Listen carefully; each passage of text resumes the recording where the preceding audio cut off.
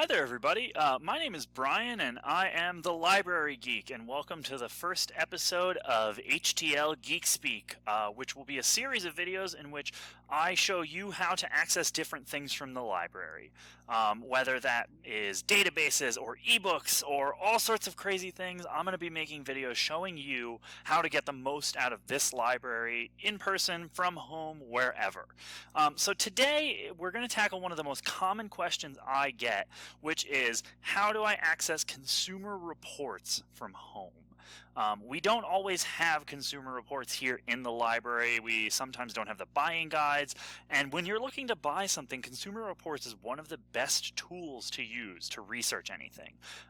So today we're going to work under the assumption that I'm looking to buy a new car, and I'd like to find some of their charts and articles about buying a new car. So I'm going to show you how to do that. First thing that I did, that I've done before we started the video, is I have a web browser open. So for me, I'm using Firefox. You can do this in Chrome, you can do this in Edge, you can do this in whichever browser you choose to use. And I loaded up the Horsham Library website, which is horshamlibrary.org. A great website, if I do say so myself. And to get to our databases, you're going to hover over where it says Collections. A new window will pop up like it did. And you're going to click the second option, which says Databases. Now, we have a bunch of different databases here at the library, and we can explore all of those in due time. But today, we're going to scroll down a little bit until we see the big blue EBSCO logo. EBSCO is basically a collection of other databases, of a bunch of different databases that are usually used for academic and scholarly research, but it also has articles from certain magazines, including, in our case, Consumer Reports. You can access this database both inside and outside the library. Outside the library, you will need your library card and your library card number specifically. So it will prompt you to put that in. For those of you that don't know, your library card number are the numbers listed under the barcode on your card. So you'll just enter in all of those numbers and you'll be good to go. So I'm going to click on the big blue EBSCO logo. And that's going to take us into a new tab. Now, there's a bunch of other sites here, but for today, we're just focusing on the very first one in the top left, EBSCOHost Web. And I'm going to click on that. Next page, it's going to ask us to choose databases. Now, like I said, EBSCO is a collection of a bunch of different databases, and I'm not sure which one Consumer Reports is housed in, so I'm actually just going to choose all of them. So right under the big yellow continue button, there's a button that says select/deselect all. What this does is this chooses every single database at once, and we're going to search through all of them. And I'm going to click the yellow continue button.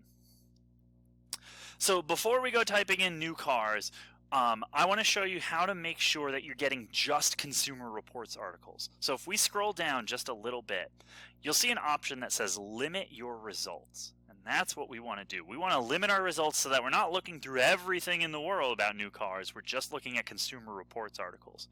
And right below that it says publication. And I'm going to type in Consumer Reports. You can also limit it by when it was published if you're looking for something older or if you only want newer things. But for today, we're just going to do the publication is Consumer Reports. I'm going to scroll back up to the top, and now in our main search bar here, I'm going to type in new cars. And I'm going to click that big green search button. And the database is going to get to work. It's going to immediately go and see, what can I find that lists new cars? And you'll notice up here at the top in the middle, we have, this is 1 through 10 of 2,964 options. That's a decent amount of things.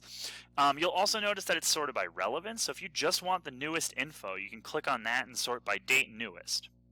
For now, though, I actually think I'm pretty happy with what I got. The first article is called Cool New Cars to Come, and you can tell based on this second line that this is from Consumer Reports, and it's really updated. I'm making this video in April 2021, and this article is published in April 2021. So these databases are constantly updated with the newest additions. Now, I don't want cool new cars to come because I want to buy a car now. So I'm actually going to go to the second article, The New Cars You Can Count On. And I can tell that this one was published in January of 2021. So that's pretty new. And I definitely want a car I can count on, so I'm happy. So the way to actually view the article is there are two options. There's the HTML full text and the PDF full text. I'm going to click on HTML full text just to show you what the difference is.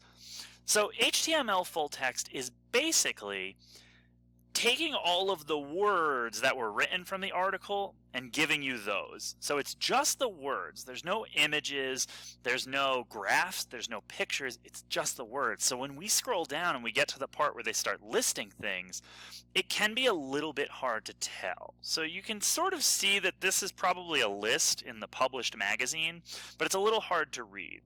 So I find HTML full text useful when I just need to pull a quote from something. So like if I was writing a scholarly paper, I like HTML full text because I can quote it really easily. But for research on buying a car, I want it to be like I'm reading the magazine. I want to see the actual graphs as they wrote them. They're really good at it. So what I want is the PDF full text. And there's two ways to get to that. The first way is just clicking that PDF full text link from right here. The way that I'm going to show you is I'm actually going to go back to the result list, and that's this little link right here in the top. This is I wanted to show you this in case you're in an article that you're not happy with.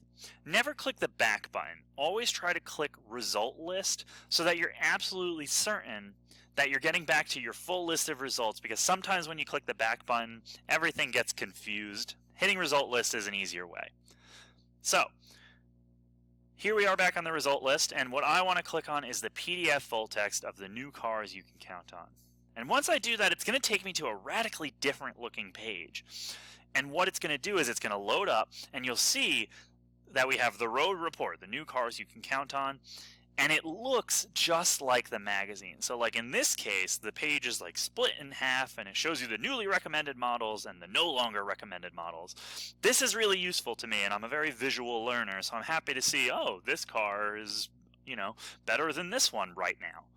And if I keep scrolling, what you'll notice is, as it loads, then I get all the graphs, and I get all those graphics that Consumer Reports is so good at making. And this is really what I came for. So for me, this is absolutely perfect. Now, I want to show you one more thing back on that result list. So I'm going to go ahead and click result list in the top left-hand corner. It's always toward the top left when you're looking for that button. So say that I wanted to look at listings of new cars maybe from like last year or 2 years ago. The simplest way to do that is on the left-hand side of the page. That's where you have your limit to options. And one of them is a publication date. So this little slide bar or these little boxes, I can type in when I want it published. So in my case, I'm going to drag the left bar, and you'll see the year go up to 20, let's say 17, and it automatically updates. And now, based on our results, we're down to only 359 articles, which again, in doing research like this, less results is better. That means that I'm getting more specific, more directly what I'm looking for. And then I want to pull the other bar down to be 2017 to 2019. I want to see what were the best cars then. Because, maybe I want to buy a used car. And here we go, the very first article that came up. We're down to 198 results. That's very digestible. And it's reliability of new and used cars from Consumer Reports from April of 2018. That's perfect. So I'm going to click on the PDF full text. And it'll open up for me. And if I scroll down a little bit, this is what I wanted. This is the exact list where it shows you, it has their little guide of exactly which the best cars are. So this is really useful to me. Say I wanted to print this, in the top right hand corner you'll see there's a little printer icon. If I want to download it, there's a little download button right next to that. So then I can have it for later, or if I need to print it, if I want to download it onto my computer, I have a way to access this article later and to get back to this information if I need it. So that's how you get to Consumer Reports. I know that was kind of fast, but ultimately if you ever need any help with anything, never hesitate to ask. I'm always happy to help. I'm here to help. I'm the reference librarian. I'm here for your reference. And I'm the library geek, so I love doing it. You can always email me, bsotnyk@miclink.org. That's BSOTNYK at mclinc.org, or you can call the library and ask for me, or hey, you can always stop by and say hey, and I'm happy to help as much as I can. All right, thanks so much everybody. I hope that this was useful, and I'll see you in the next one. Bye.